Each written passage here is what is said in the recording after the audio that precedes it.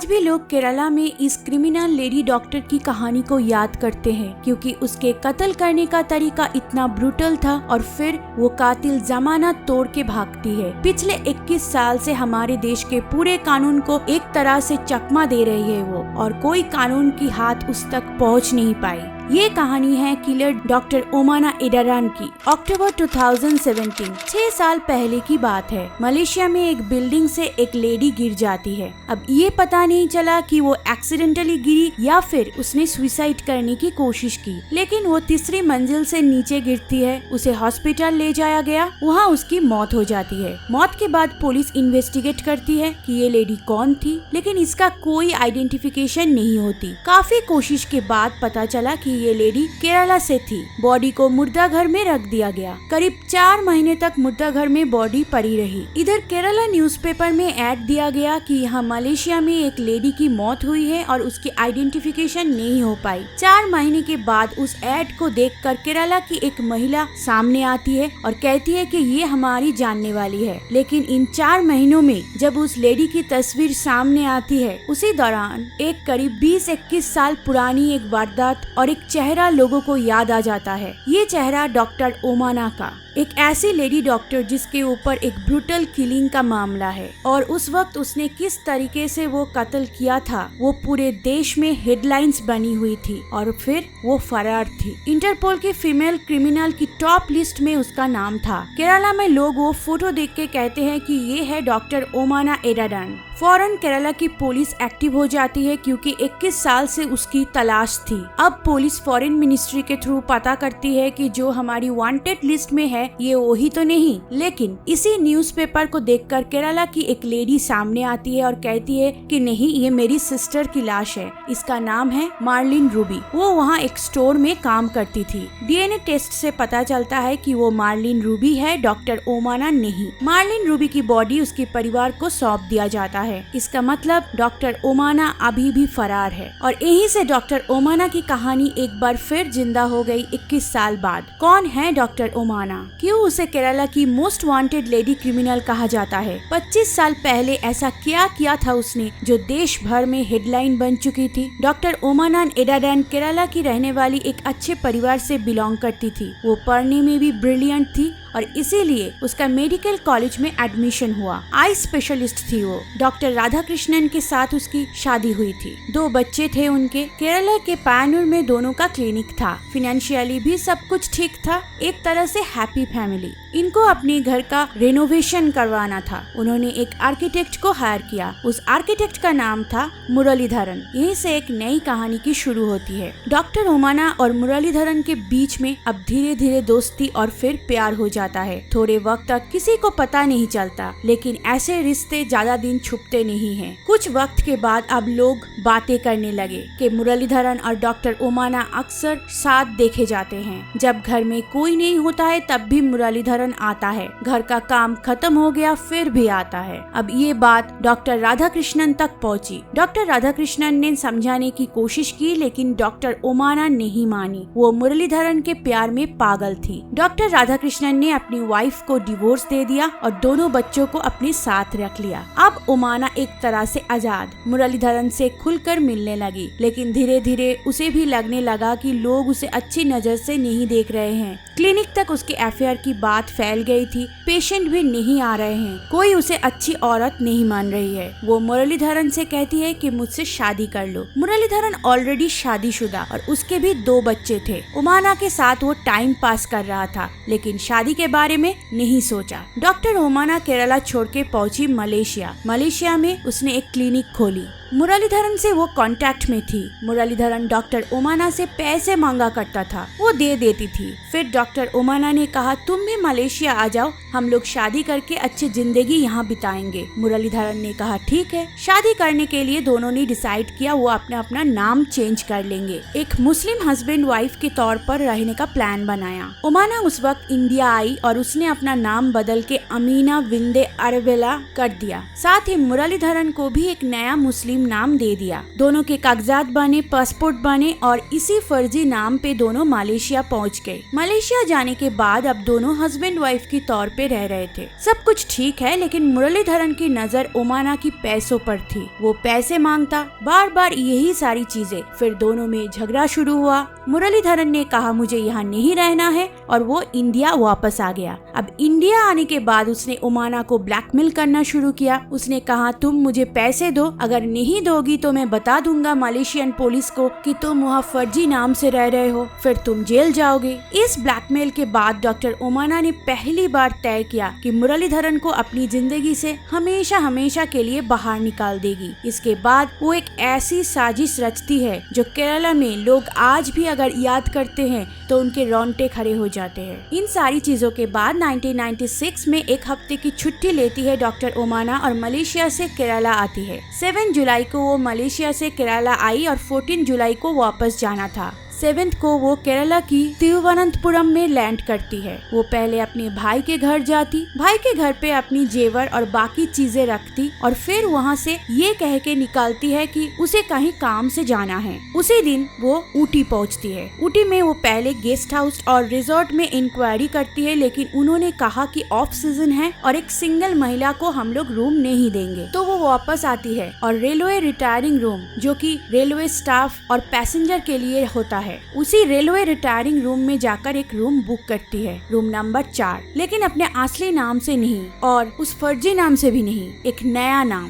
इस बार उसने अपना नाम रखा हेमा और दिखाया वो दिल्ली से आ रही है। रूम में अपना ट्रॉली बैग रख के वो मार्केट जाती है। मार्केट से 2 बड़े सूटकेस खरीदती है। 2 ट्रॉली बैग ऑलरेडी उसके पास था। सूटकेस खरीदने के बाद कुछ रिजॉर्ट में जाकर चेक करती है और IGGI रिजॉर्ट में एक रूम उसे मिल जाती है। वो 3 दिन के लिए वो रूम बुक कर लेती है। जो सूटकेस उसने खरीदी थी वो उसी रूम में वो रख देती है। फिर एक STD बूथ से मुरलीधरन को फोन करती है और मुरलीधरन से कहती है कि मैं केरला कालीकट में रुकी हूँ, मुझसे मिलने आ जाओ और तुम्हें जो पैसे चाहिए था वो मैं लाई हूँ और हो सके तो 1-2 दिन मेरे साथ भी गुजार लो। मुरलीधरन खुश हो जाता है। उसे पैसे मिल रहे थे और डॉक्टर के साथ 1-2 रात बिताने का मौका भी वो पहुँच जाता है और अगले ही दिन ओमाना उसको लेकर IGGI रिजॉर्ट जाती है। उसी रिजॉर्ट में पूरी रात गुजारते हैं दोनों। अगली सुबह उसने रिजॉर्ट से बैग्स लेके निकालती है जो उसने खरीदी थी, लाकर रेलवे रिटायरिंग रूम में रख दी। इसके बाद फिर ये लोग बाहर निकालते हैं, एक अच्छे होटल में खाना खाते हैं और मुरलीधरन को खूब सारा ड्रिंक पिलाती है। शाम को रिटायरिंग रूम में वापस आए। डॉक्टर ओमाना मुरलीधरन से कहती है कि वो मलेशिया से एक स्पेशल मेडिसिन लाई है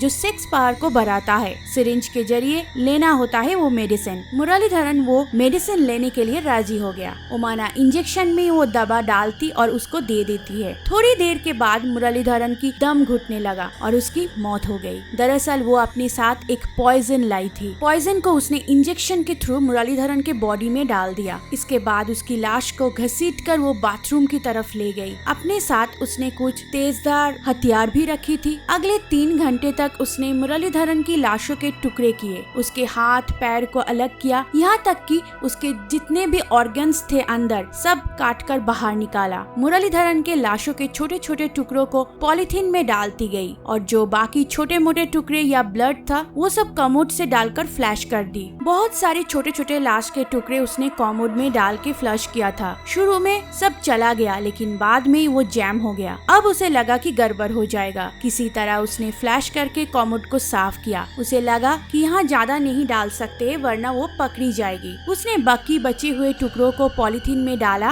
और पॉलिथीन को 2 बड़े सूटकेस में डाला। वो उस रात आराम से वही रही रेलवे रिटायरिंग रूम में। नेक्स्ट मॉर्निंग 12 जुलाई को रेलवे रिटायरिंग रूम खाली करती है। अपने 2 ट्रॉली बैग्स और 2 सूटकेस जिसमें लाश थी उसको लेकर एक टैक्सी लेती है। रेलवे रिटायरिंग रूम की मैनेजर से कहती है कुछ सामान अभी भी मेरे रूम के अंदर है, मैं 1 घंटे में आपको चाबी वापस करूंगी। तो मैनेजर उसे 1 घंटे का एक्स्ट्रा टाइम देता है। अब ये सारी चीजें लेकर वो वापस IGGI रिजॉर्ट जाती है जहाँ उसने पहली रात गुजारी थी। वहाँ जाने के बाद वो चारों बैग रूम में रखती और वापस जाके रेलवे रिटायरिंग रूम का चाबी दे देती है और फिर IGGI वापस आती। वो 1 घंटा उसने चाबी देने में डिले इसलिए किया क्योंकि उसका मकसद था जब वो रूम से चेकआउट करेगी तो हो सकता है क्लीनिंग के लिए वहाँ का स्टाफ रूम के अंदर जाए और कोई ऐसा सबूत उन्हें मिल जाए। चाबी वापस करके वो तुरंत वहाँ से निकल जाती है। IGGI वापस आके वो फिर एक बार लाश के छोटे छोटे टुकड़ों को कॉमोड में डालकर फ्लैश चलाती है। बाद में वहाँ भी जैम हो गया। अब उसे लगा कि सारे बॉडी को कॉमोड में डालकर फ्लैश करना आसान नहीं है, कुछ और तरीका सोचना चाहिए। वो वहाँ से चेकआउट करके निकल जाती है और एक टैक्सी लेके कोयम्बटूर की तरफ जाती है। गांधीपुरम मंगला इंटरनेशनल लॉज में एक रूम लेती है। उसने अपना नया नाम बताया मुमताज। फिर वहाँ भी वो कॉमोड से लाश के छोटे छोटे टुकड़ों को फ्लैश करने की कोशिश करती है और वहाँ भी कॉमोड जैम हो जाता है। कत्ल हुए 2-3 दिन हो गए तो बदबू आना शुरू हो गए। सूटकेस के ऊपर बहुत सारा परफ्यूम लगा लेती है। अब सोचने लगी कि बाकी लाश को ठिकाने कैसे लगाए। तभी उसके दिमाग में आया कि कोडाईकनाल में एक सुसाइड पॉइंट है जिसको कोकर्स वॉक भी कहते हैं। उसे लगा यही बेस्ट है, अगर वो दोनों सूटकेस उस सुसाइड पॉइंट पे ले जाकर फेंक दे तो छुटकारा मिल जाएगा इस लाश से। अब वो वहाँ से कोडाईकनाल के लिए निकल जाती है और कोडाईकनाल पहुँचने के बाद फिर एक लॉज में रूम बुक करती है। इस बार इसने सारा नाम से बुक किया था, सारा फ्रॉम न्यू दिल्ली। आगे का प्लान था उस सुसाइड पॉइंट पर जाना। कोडाईकनाल कोकर्स वॉक सुसाइड पॉइंट पे उसे 2 सूटकेस को ठिकाने लगाना था, खाई या पहाड़ी से फेंक के। लेकिन उस दिन वीकेंड था तो अच्छे खासी भीड़ थी, हर तरफ लोग थे।